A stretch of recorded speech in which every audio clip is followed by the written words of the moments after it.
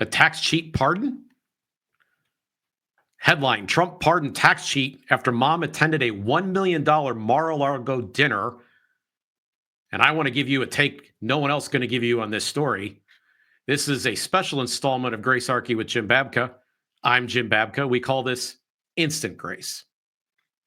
So a Florida healthcare executive, Paul Walzak, admitted to stealing money earmarked for his employees' taxes to fund an extravagant lifestyle, they report in the Daily Beast, received a full and unconditional pardon from Trump. That happened on April 25. They go on to say his release from prison came 3 weeks after his Republican donor mother, Elizabeth Fago, attended a $1 million per head fundraising dinner, which promised face-to-face access to Trump at his South Florida club. Now, in summary, he avoided an 18-month sentence. And again, the way that he stole this money was he used withholding from employees who never sent a total over a few years, 2016 and 19, of $7.7 million into the IRS. With penalties and interest, that number gets closer to $10 million. Now with this pardon from President Trump, he won't have to pay back the agreed upon $4.4 million in what the media is calling restitution. Now, if the government, if the IRS is the victim here, then so what? Let me explain. Until the early years of this century, the government mailed you a 1040 booklet to prepare your taxes. That's how we used to do it in the old days, kids. They said in that booklet that paying income tax was voluntary. Voluntary? You know what's going to happen if you don't pay income tax. It's the same type of thing that's happening to Mr. Walzak right here. Taxation, folks, is theft. Specifically, it's extortion. It's very fundamentally similar to the concept of a protection racket. And boy, is it a racket that pays.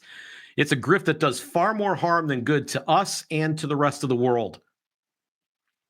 But what if you could hide your money from a thief, like a mafia? What if you were facing them? They showed up and said at your business they wanted to extort you.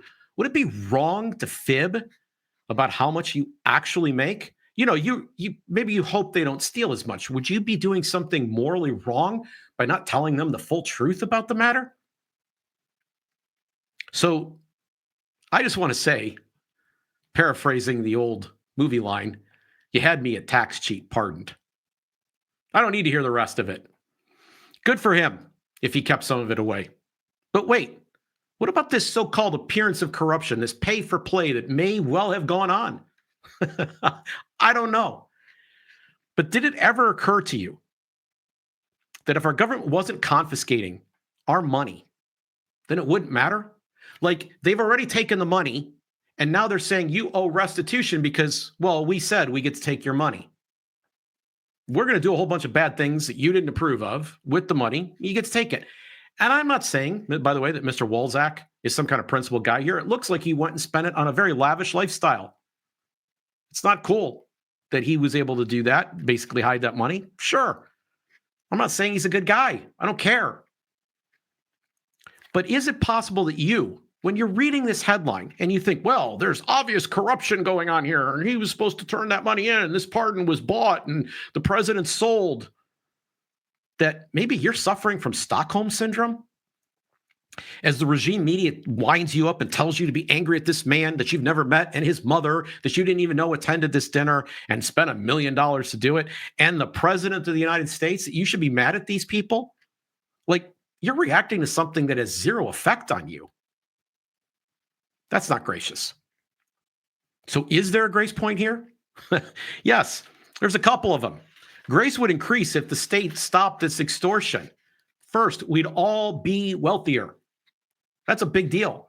We'd have more money to save, to invest, to give away as we see fit, not as the politicians determine. And more importantly, our social muscles.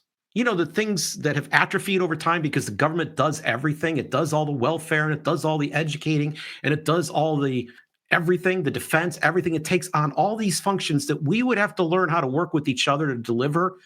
And we would have to develop the social skill and ability with, of course, all the money we were saving and paying taxes. That would return if the state wasn't involved in this. It kind of reminds me of the Harry Brown quote. It's the most famous soundbite he had during his campaigns. Government is only good at one thing. It breaks your legs, hands you a pair of crutches, and says, see, without us, you wouldn't be able to walk.